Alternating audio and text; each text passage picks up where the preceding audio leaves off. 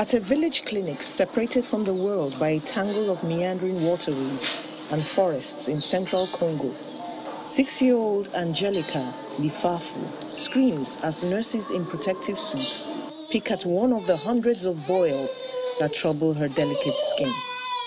Her uncle, 12-year-old Lisungu Lifafu, sits at the door of her bed, facing away from the sunlight that pours through the doorway and pains in his swollen, weeping eyes. When nurses approach, he raises his chin but cannot look up. He started getting sick around 6 or 7 September.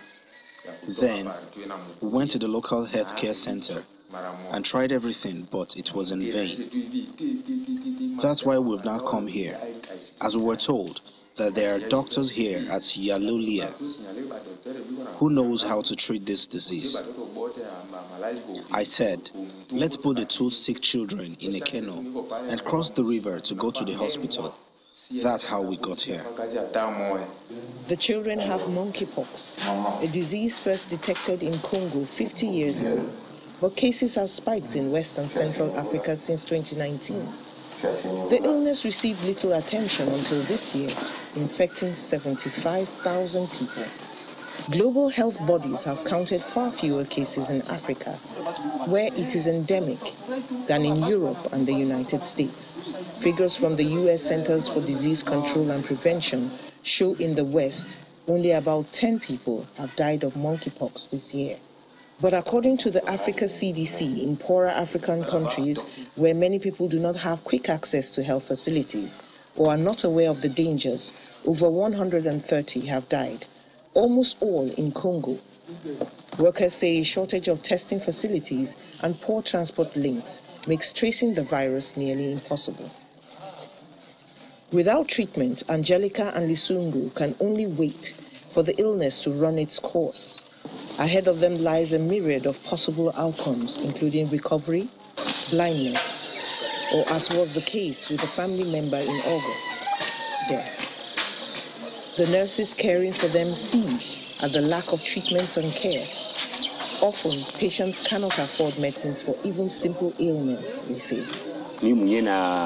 What we're doing here is we are taking things into our own hands. With the little means that we have here at the center, we buy medicine to take care of our patients, because otherwise, when they come here, they have to pay whatever rate the center charges. And then there are families who choose to stay at home or stay away because they don't have the money to come to the healthcare center. None of the cases was reported to authorities until local health official Theopist Maloko visited. Without test results, they are now logged as suspected cases.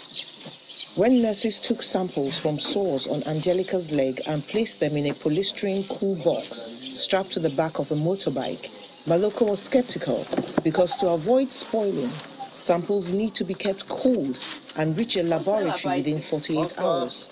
But they often do not, he says. The nearest testing lab is in Kinshasa.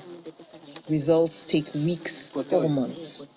Experts think NGOs need to think about taking charge of the disease by helping equip the health center zones and centers with the specific medicines needed to treat it, and to cut it short by ensuring that people get vaccinated.